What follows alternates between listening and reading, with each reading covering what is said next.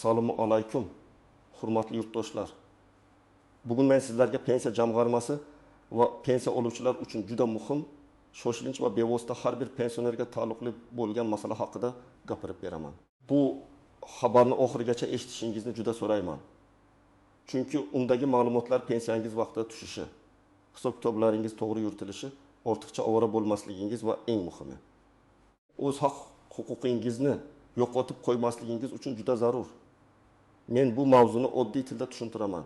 Kimlar xavotir olishi kerak, kimlar tinch bo'lishi mumkin? Qaysi holatlarda pensiya jamg'armasiga borish shart? Qaysi holatlarda esa uydan turib ham masalani hal qilish mumkin? Agar siz pensioner bo'lsangiz, oilangizda pensioner ota-onangiz, bobo-buvingiz bo'lsa yoki yaqinlaringiz pensiya olayotgan bo'lsa, bu ma'lumotni albatta ularga ham yetkazing. Kanalga hoziroq obuna bo'ling, videoga like bosing. Chunki men doim pensiya, nafaqa, hujjat, qonuniy to'lovlar va aholiga tegishli yangiliklarni sodda qilib tushuntirib boraman. Avvalo, masalaning ildizini tushunib olaylik. Oldin ko'pchilik pensionerlar pensiyani faqat bir odat bo'yicha qabul qilishardi. Kimdir bank kartasiga olardi, kimdir naqd pul tarzida yetkazib berilishini kutardi. Kimdir mahalla yoki aloqa bo'limi orqali bilardi. Ko'p hollarda pensionerlar pulim qachon tushadi? Nega bu oy kechikdi? Nega miqdor o'zgardi? Nega mendan yana hujjat so'rashdi? Degan savollarga aniq javob topolmay qiynalishardi. Endi esa tizim tobora raqamlashtirilmoqda, ma'lumotlar elektron bazalar orqali tekshirilmoqda. Pensionerning yashash joyi, bank kartasi, tiriklik holati, ish staji, qo'shimcha huquqlari, nogironlik muddati, boquvchisini yo'qotganlik bo'yicha hujjatlari, shaxsiy ma'lumotlari avtomatik solishtirilmoqda. Bu yaxshi tomoni bilan juda qulay. Ko'p ishlar avtomatik hal bo'ladi, ortiqcha qog'oz kamayadi. Lekin boshqa tomondan, agar bazada xato bo'lsa, karta muddati tugagan bo'lsa, pasport ma'lumotlari yangilanmagan bo'lsa, yashash manzili o'zgargan bo'lsa yoki pensioner uzoq vaqt pensiyasini olmagan bo'lsa, to'lovda vaqtincha to'xtash, kechikish yoki qayta tekshiruv yuzaga kelishi mumkin. Shuning uchun men bugun aynan shuni tushuntirmoqchiman. Pensiya masalasida kutib turaveraman, o'zi hal bo'lib ketar degan yondashuv hamma vaqt to'g'ri emas. Ayrim holatlarda bir kunlik e'tiborsizlik keyingi oy pensiya tushmasligiga, keyin esa pensiya jamg'armasi bo'limiga bir necha marta qatnashga olib keladi. Ayniqsa yosh katta insonlar uchun bu juda og'ir. Shuning uchun oldindan bilish, hujjatlarni tartibga keltirish va o'z vaqtida tekshirtirish eng to'g'ri yo'l. Avval ko'p jarayonlar qo'lda tekshirilgan. Masalan, pensionerning arizasi, mehnat daftarchasi, ish staji, maosh haqidagi ma'lumotnomalar, nogironlik hujjatlari, oilaviy ahvolga oid ma'lumotlar alohida ko'rib chiqilgan. Biror xato bo'lsa, pensioner ko'pincha o'zi bilmay qolardi. Faqat pensiya kamayganda yoki umuman tushmaganda sababini izlash boshlanardi. Hozir esa pensiya jamg'armasi boshqa idoralar bazalari bilan ko'proq bog'lanmoqda. Fuqarolik holati, shaxsni tasdiqlovchi hujjatlar, bank ma'lumotlari, nogironlik bo'yicha tibbiy ma'lumotlar, bandlik va soliq tizimlaridagi ayrim ko'rsatkichlar elektron tarzda tekshiriladi. Bu degani, sizning bitta joydagi ma'lumotingiz boshqasiga mos kelmasa, tizimda savol paydo bo'lishi mumkin. Masalan, pasportingiz yoki ID kartangiz yangilangan, lekin bankdagi ma'lumot eski qolgan. Pensiya jamg'armasida yangi ma'lumot bor, bankda eski ma'lumot turibdi. Natijada pul o'tkazmasi kechikishi yoki bank kartasi orqali olishda muammo chiqishi mumkin. Yoki pensioner boshqa tumanga ko'chgan, lekin pensiya ishi eski manzilda qolgan. Bunday holatda to'lov davom etishi mumkin. Lekin keyin ayrim xizmatlar, qayta hisob-kitob yoki ma'lumotnoma olishda muammo bo'ladi. Yana bir muhim o'zgarish, pensiya miqdori qayta hisoblanishi mumkin bo'lgan holatlar ko'paymoqda.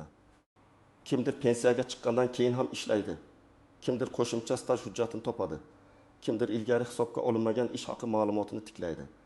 Bunday hollarda pensioner o'z huquqini bilsa, pensiya miqdorini oshirish imkoniyatiga ega bo'lishi mumkin. Lekin bilmasa, yillar davomida kamroq pul olib yurishi ehtimoli bor.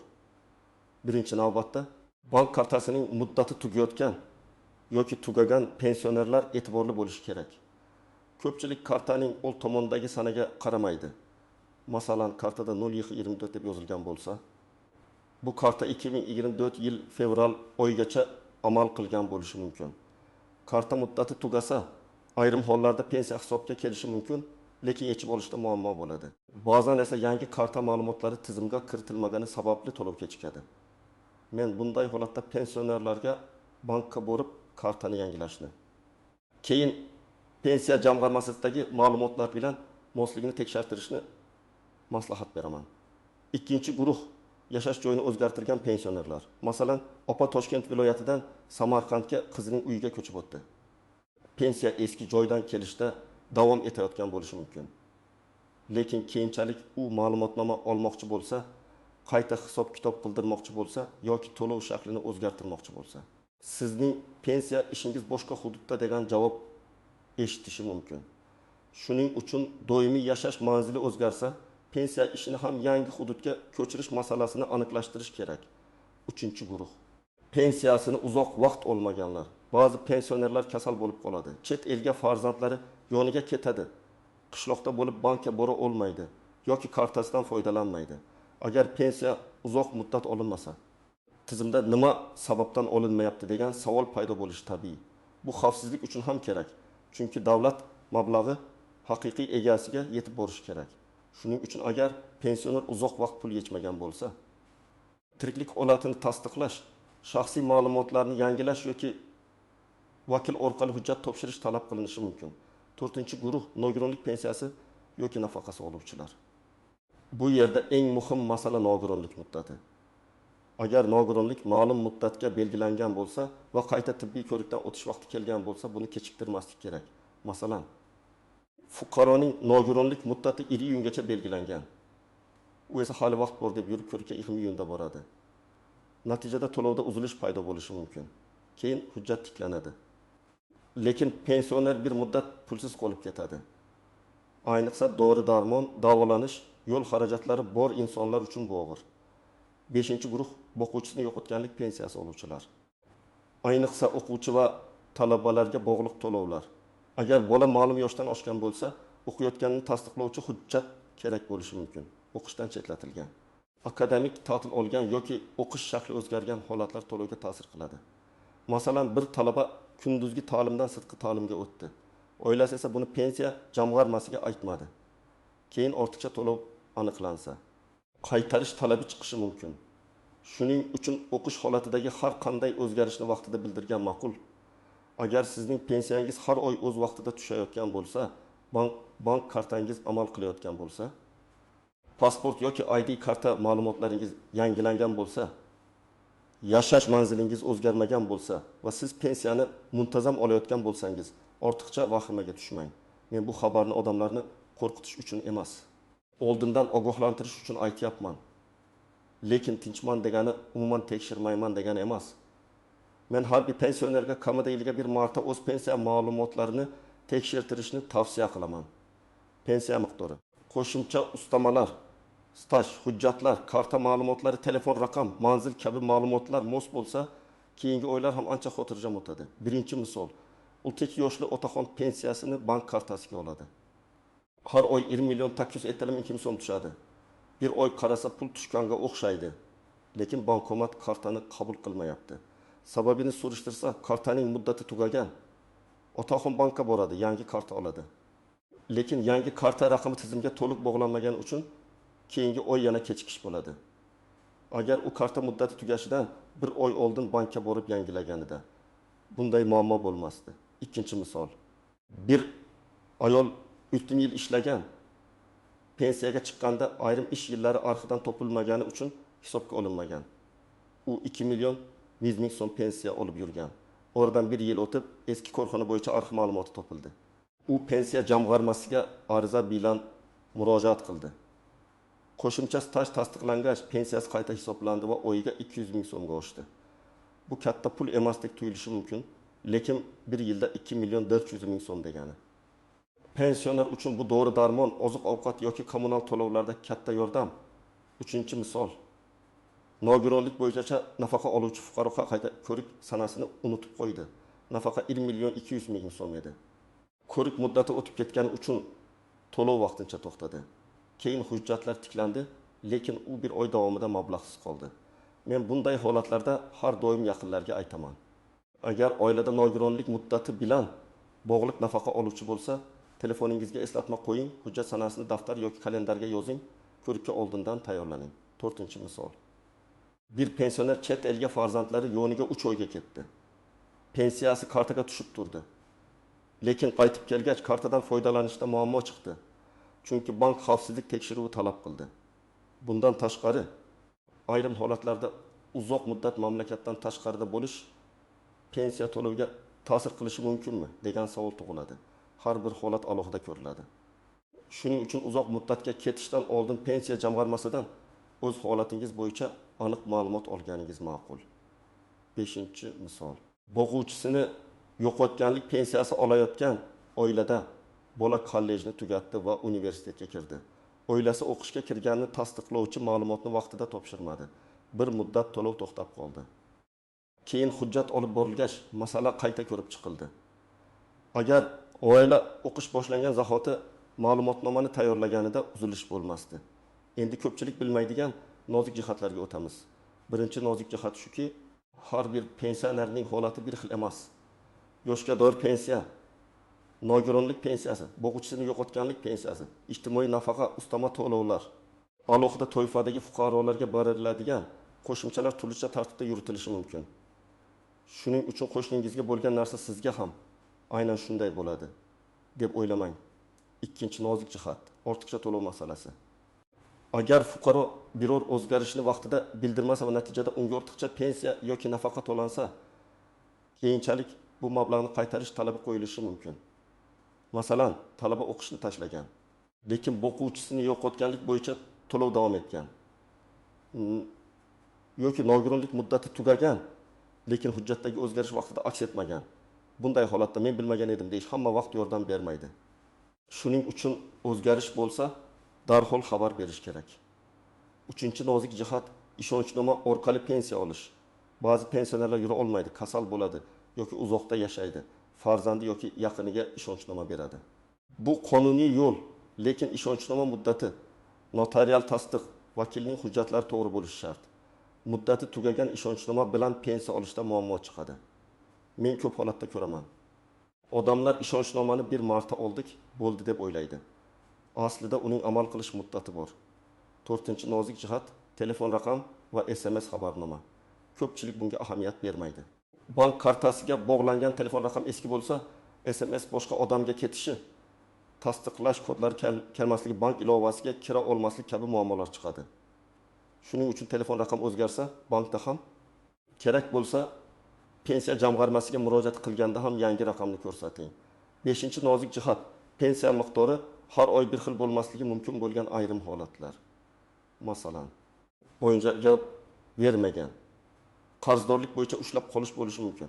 Ortiqcha to'lov qaytarilishi mumkin. Bank komissiyasi yoki karta bilan bog'liq ayrim xizmatlar bo'lishi mumkin. Qayta hisob-kitob natijasida farq to'lanishi mumkin. Agar pensiyangiz birdan kamayib qolsa, avvalo vahima qilmang, lekin albatta sababini yozma yoki rasmiy tarzda aniqlang. Og'zaki gap bilan cheklanib qolmang. 6-nozik jihat hujjatlardagi ism familiya farqi. Masalan, mehnat daftarchasida Mamatov deb yozilgan, pasportda Mamadov bo'lishi mumkin. Yoki tug'ilgan sana bir joyda 1972 yil, boshqa joyda 1979 yil ko'rsatilgan. Bunday mayda ko'ringan xatolar pensiya hisobida katta muammoga aylanishi mumkin. Ayniqsa eski arxiv hujjatlarida harflar noto'g'ri yozilgan bo'lsa, ularni tasdiqlash uchun qo'shimcha ma'lumotnoma yoki sud tartibida aniqlash talab qilinishi ehtimoli bor. Endi eng muhim qism. Siz bugunoq nima qilishingiz kerak? Men buni bosqichma-bosqich tushuntiraman. Birinchi qadam. Bank kartangizni tekshiring. Kartaning amal qilish muddati qachongacha ekanini ko'ring. Agar muddat yaqinlashgan bo'lsa, bankka oldindan boring. O'zingiz bora olmasangiz, bankdan vakil orqa qiling. Mobil bank orqali yoki yaqinlaringiz yordamida qanday tartib borligini so'rang. Yangi karta olganingizdan keyin pensiya tushadigan hisob raqami to'g'ri ulanganini tekshirtiring. Ikkinchi qadam. Shaxsiy hujjatlaringizni tartibga keltiring. Pasport yoki ID karta, PNFL, yashash manzili, telefon raqam, bank ma'lumotlari bir-biriga mos bo'lsin.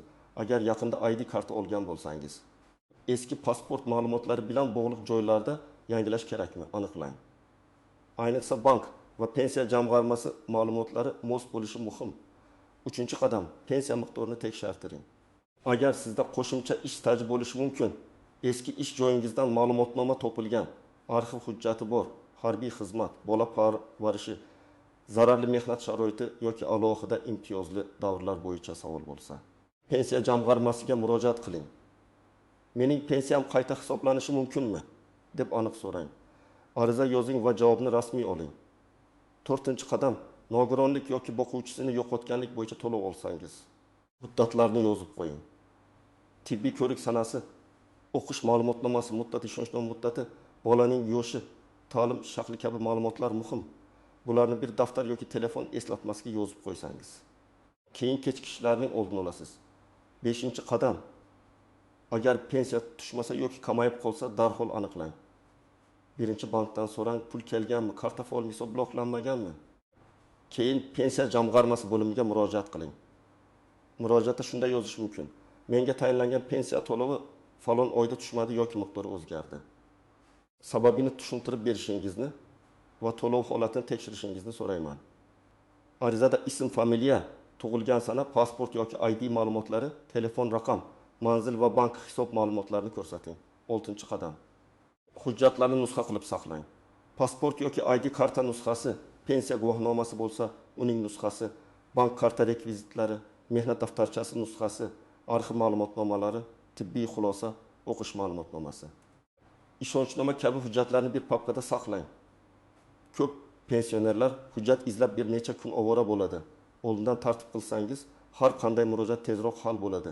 7-qadam, rasmiy manbalarga tayaning. Ko'chadagi gap, ijtimoiy tarmoqdagi tasdiqlanmagan xabar, falonchi shunday dedi degan gaplar bilan qaror qilmang.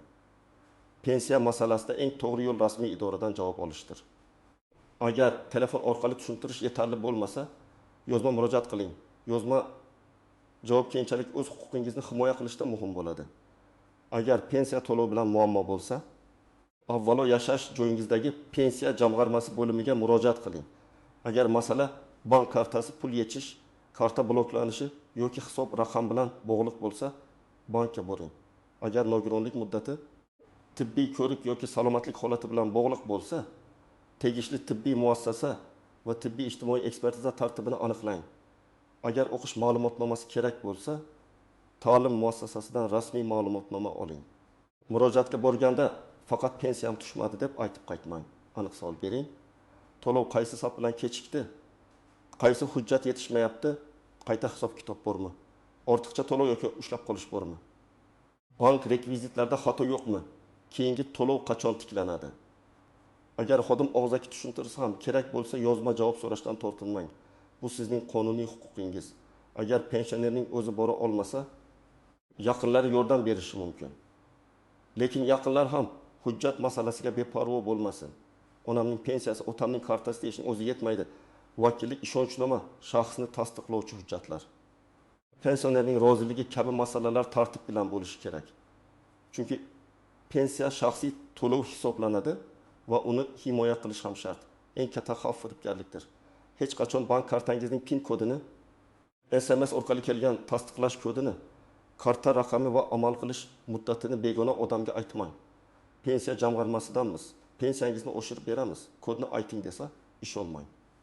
Rasmiy idora sizdan telefon orqali karta PIN kodi yoki SMS kod so'ramaydi. Bunday holatda darhol suhbatni to'xtating va yaqinlaringizga xabar bering. Pul bersangiz pensiyangizni ko'paytirib beraman, deydigan vositachilar. Pensiya qayta hisoblanishi qonuniy hujjatlar asosida bo'ladi. Agar stajingiz bor, maoshingiz tasdiqlangan, imtiyozingiz qonunda belgilangan bo'lsa, siz bu huquqdan rasmiy tartibda foydalanasiz. Buning uchun kimlargadir noqonuniy pul berish shart emas. Aksincha, bunday yo'l sizni muammoga olib kirishi mumkin. Yana ehtiyot bo'ladigan holat, imzo qo'yish. Ba'zi pensionerlar hujjatni o'qimasdan imzo qo'yadi. Ariza, tushuntirish xati, rozilik, hisob-kitob varag'i yoki boshqa hujjat bo'lsa, albatta o'qib chiqing. Tushunmasangiz, xodimdan izohlashni so'rang. Yo'ningizdagi ishonchli odamga o'qiting. Imzo qo'yilgandan keyin men tushunmagan edim deyish qiyin bo'lishi mumkin. Ko'p tomoshabinlar mening pensiyam oshishi mumkinmi deb so'raydi. Men umumiy tushuntiraman. Agar ilgari hisobga olinmagan ish staji aniqlansa, ish haqi bo'yicha yaxshiroq ma'lumot topilsa, imtiyozli davrlar tasdiqlansa, qonunchilikdagi indeksatsiya yoki qayta hisob-kitob asoslari bo'lsa, pensiya miqdori o'zgarishi mumkin. Lekin bu avtomatik ravishda hammaga bir xil qo'llanadi degani emas. Sizning shaxsiy pensiya ishingizdagi hujjatlar hal qiluvchi ahamiyatga ega. Masalan, bir fuqaro 25 yil staj bilan pensiyaga chiqqan. Lekin aslida yana 5 yil boshqa korxonada ishlagan. O'sha korxona tugatilgan, hujjatlar arxivda. Agar arxivdan tasdiq olinsa, umumiy staj 30 yil bo'ladi va pensiya hisobiga ta'sir qilishi mumkin. Yoki ayol kishi farzand parvarishi davrlarini noto'g'ri ko'rsatgan bo'lishi mumkin. Yoki sobiq ittifoq davridagi ish joyi nomi o'zgargan, hujjat boshqa nomda saqlangan bo'lishi mumkin. Bularning hammasi tekshirishni talab qiladi. Shuning uchun men har doim aytaman. Pensiya tayinlangani bilan ish tugadi deb o'ylamang. Agar sizda qo'shimcha hujjat paydo bo'lsa, uni papkaga solib qo'yib yuravermang. Pensiya jamg'armasiga olib boring, ariza yozing. Ushbu hujjat pensiya miqdorimga ta'sir qiladimi deb so'rang. Javob salbiy bo'lsa ham hech bo'lmagan aniqlik bo'ladi. Ijobiy bo'lsa, siz o'z haqingizni olasiz. Agar siz pensionerning farzandi, nabirasi yoki qarindoshi bo'lsangiz, iltimos bu masalaga befarq qaramang. Ko'p ota-onalarimiz bank ilovasini tushunmaydi, SMS xabarini o'qiy olmaydi, karta muddatiga e'tibor bermaydi, hujjatdagi kichik xatoni payqamaydi. Lekin pensiya ular uchun asosiy daromad manbai. Bir oy pensiya kechiksa bu to'g'ri ola olmaslik, kommunal to'lovni kechiktirish, oziq-ovqatdan tejash degani. Oyda bir marta ota-onangizning kartasi ishlayaptimi? Pensiyasi tushdimi? Miqdori o'zgarmadimi? SMS kelyaptimi? Hujjat muddati tugamayaptimi? Shuni tekshirib qo'ying. Bu ko'p vaqt olmaydi, lekin katta muammoning oldini oladi.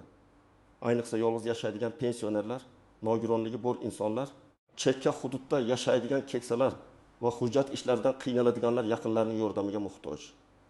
Demak, bugungi eng muhim xulosa shuki, pensiya masalasida beparvolik qilish mumkin emas. Pensiya jamg'armasi tizimida ma'lumotlar yangilanmoqda, elektron tekshiruvlar kuchaymoqda, bank kartalari va shaxsiy ma'lumotlar mos bo'lishi talab qilinmoqda. Bu jarayonning maqsadi tartibni kuchaytirish va to'lovlarni egasiga yetkazish, lekin pensioner o'z hujjatlariga e'tibor bermasa, vaqtincha kechikish yoki tushunmovchilikka duch kelishi mumkin. Bugunoq kartangiz muddatini tekshiring. Pasport yoki ID ma'lumotlaringizni tartibga keltiring. Yashash manzilingiz o'zgargan bo'lsa aniqlashtiring. Nogironlik yoki o'qish bo'yicha muddatlarni yozib qo'ying. Pensiya miqdorida savol bo'lsa, rasmiy murojaat qiling. Eng muhimi, hech kimga karta kodi va SMS kodini bermang. Vositachilarga ishonmang. Hamma ishni qonuniy va rasmiy tartibda qiling. Agar sizning pensiyangizda kechikish bo'lgan bo'lsa, miqdori kamaygan bo'lsa yoki qayta hisob-kitob bo'yicha savolingiz bo'lsa, izohlarda yozib qoldiring. Men keyingi videolarda eng ko'p uchraydigan savollarga alohida javob beraman. Videoni yaqinlaringizga yuboring, like bosing, kanaliga obuna bo'ling. Chunki bunday muhim xabarlarni vaqtida bilgan odam o'z haqini himoya qiladi. Ortiqcha sarson bo'lmaydi va pensiyasini xotirjam oladi.